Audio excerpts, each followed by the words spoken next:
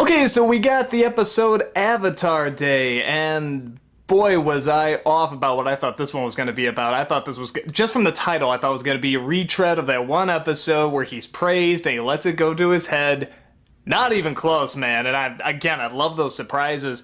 Instead, I got an episode that honestly, I think with the exception of the storm, so far this is my favorite episode because I really feel like I've been on like a roller coaster. And it's funny because it's not one of those that's extremely focused on a lot of story going on, but they throw so much at you. But it's never too much. It's just the right balance. It's the right balance of story. It's the right balance of character. It's the right balance of comedy. It's the right balance of drama. And it does go into furthering the story as well, and also furthering more about what we know about the characters and what they'd be willing to do and how far they can be pushed. And it all just works so great. And for the most part, there's a lot of comedy in this one. This is the one where Aang goes to an earthbending village, again, trying to learn how to earthbend, and he finds out about this something called Avatar Day, where they think it's a celebration, like what I said before. But instead, it's a day where all the villagers come together and they burn the statues of the past avatars because one of the reincarnations apparently killed, I forget if it's a general or one of their leaders, but it killed someone very important to them, so some 100 years ago. And Aang sees this as, hey, as one of the reincarnations, I have the right to defend myself. And we'll look into this because what do we really know about this? This does not sound like something one of my reincarnations would do. So they agree, but they say you have to abide by our rules, and Aang kind of foolishly goes along with it, but again, very honorable, and I really admire that, but they don't know these rules are going to be so batshit crazy. And so you have Sokka and Katara are going to look for evidence to prove that he's innocent, while Aang is put in this prison in these shackles. That the first thing I say is, I think he can get out of that. And sure enough, as he's talking to these other prisoners, he just slips out and sort of leans on top of it. And on top of that, you have Sokka's trying to do all this research, and it's funny. It's funny because this is something that I felt, again, sort of opening up an old wound for some people, but this is something I think District 9 missed. They're doing a satire, obviously, of Sherlock Holmes. You have him with a pipe, you have him with a hat, you have him with this little magnifying monocle. Obviously, it's supposed to be Sherlock Holmes, but the reason it works, and the reason it is so funny, is because it still works in that world.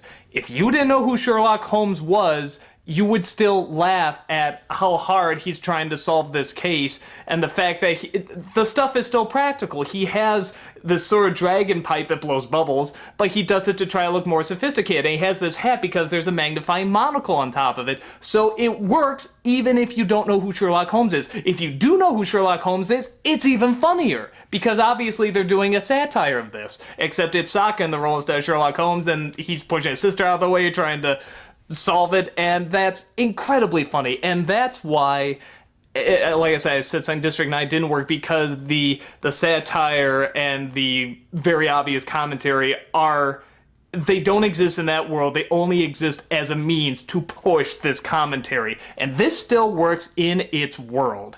That's why the comedy in this one is so good. It is so funny, but on top of that, you also have great stuff with Zuko and the uncle, who split ways in this episode, and it's not obvious they're gonna do that. And it's a hard split. It's really difficult, and it's another. Zuko's the one who initiates it, and you can kind of see him doing it. You could see it happening, but you wouldn't predict it. And again, that's a great surprise from a character, and this episode has so many great surprises in it and great twists in it. You have this predicament where Sokka and Katara, they're trying to prove Aang's innocence, but then you have this twist that the king of this Earth nation just wants to. The way it works is that he just decides. There's no real evidence. He just decides what he feels he wants to do, even if it's not right or wrong.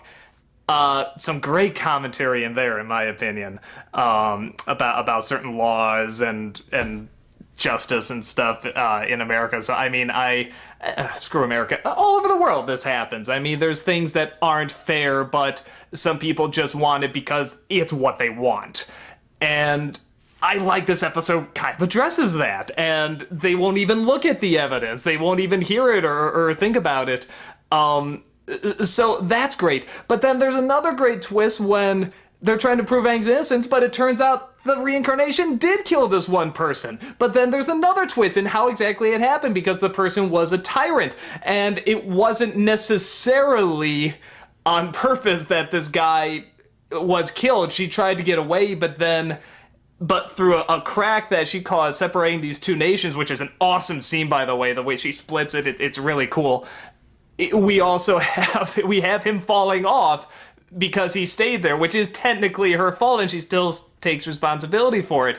And sure enough, they spin this wheel of torture, whatever it was, and he's gonna be boiled in oil or something. But then at the last minute, the Fire Nation comes in, and again, Aang's gonna stick to his punishment. Again, very honorable thing to do. And they want Aang to save the day, and well, I'm gonna be boiled in oil. What can you do? And the guy turns the wheel a little bit more and says, "Aha! Community service! You serve the community by stopping the Fire Nation here." So that all these little twists and all these developments and new surprises. Like I said, it's the first time we actually saw. It's Kiyoshi. Is that how you say it? Forgive me if I'm getting the name wrong.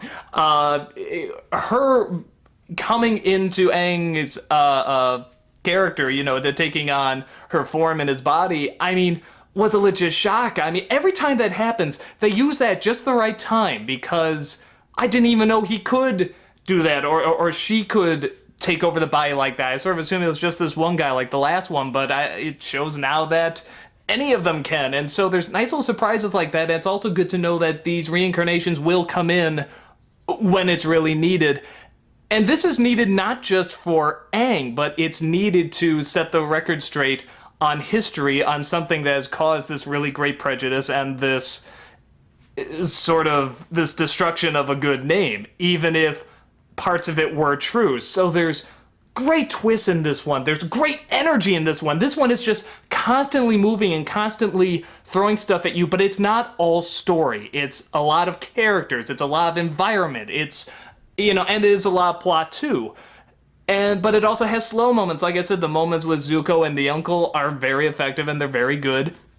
You finally see what happens with the blue spirit coming in. How did he get that costume, by the way? He's blown out of the airship, or not the airship, the Fire Nation ship, which is not a submarine. I got that wrong. Sorry, they look like submarines, but he's blown out of there. Did he just grab the blue spirit outfit and the mask and everything when he was shot out of there? So I don't know, but bottom line, he has this costume and he's using it to rob, and the uncle doesn't know about it. And again, Zuko realizes he has to split ways because, God, for a number of reasons. Probably it could be he knows their ideologies are very different, and I think Zuko thinks that's going to slow him down. And he really appreciates his uncle, but he can't be slowed down. He feels he has to find his own path as well. And I think he appreciates his uncle's help, but he needs that space. Very true of, a teenage boy growing up. So, but it's a hard split, and it's very dramatic. And I was shocked for all the comedy that's in this. Very good comedy, and very fast comedy. How strong the dramatic moments were when the other avatar comes and takes over Aang's body, when Zuko has to split from his uncle. I mean, these are strong moments, and they're very poignant moments, but at the same time, it's so quick in the other moments, but when it gets these other moments, it keeps it so slow and quiet and calm. And it's a perfect balance. And it's so rare that I see that they can throw so much comedy, but also so much drama. Something like The Storm is mostly drama, and you need that. But this was the first episode I saw where I was like, wow, this is just like perfect, like a really perfect balance of everything. I say, if I had to nitpick, the only two problems I had was, and this is just a style thing, when a character can go like from here suddenly like to back there in a jump cut for the sake of comedy, I get it. It's just awkward to me unless it's really used at a perfect moment. But like when Sokka's investigating, suddenly he's here, then suddenly he's back here, and then he's here, and he's looking at this, and I don't know. It's like I need a smear cut there. It's like, I need to see a little bit of the movement. If you're gonna do that, it has to be at a very funny moment. He's just looking around, doesn't do much for me. And then the only other thing I'll talk about is, the foaming mouth guy. It's a magic that could only be done once. And I know probably everybody loved it and they felt they should do it again because it got such a big laugh. And kudos, you want to bring back something that a lot of people liked and you even did a little variation. But it was such a special moment in comedy. It can't be replicated. I appreciate the effort, but man, you just can't duplicate it. The first time was so funny. So those are the tiniest of nitpicks. But again, being a comedian, I like to talk about comedy. So, yeah, I really enjoyed this episode greatly. It probably, like I said, my second favorite probably to the Storm. Even though there's more dramatic episodes and episodes that even have heavier stuff, I would argue, I felt like I said, it was just a rush of stuff, and it was so much fun, and it was so funny, and then when the dramatic moments happened, they were really shocking, and they had good twists that surprised me, and I was in every single moment it gave me. When it wanted to make me laugh, it made me laugh. When it wanted to make me be invested in the characters, I got invested in the characters. When it wanted me to sort of hear this subtle commentary, I was hearing the subtle commentary. Everything it was trying to do, it accomplished. So, as I said, even though it's probably not one of the heaviest dramatic ones, I think everything it wanted to hit, it pretty much hit a bullseye with. So I really, really enjoy this episode. So, yeah, that's about it. And I will see you at the next episode. Again, a really great one.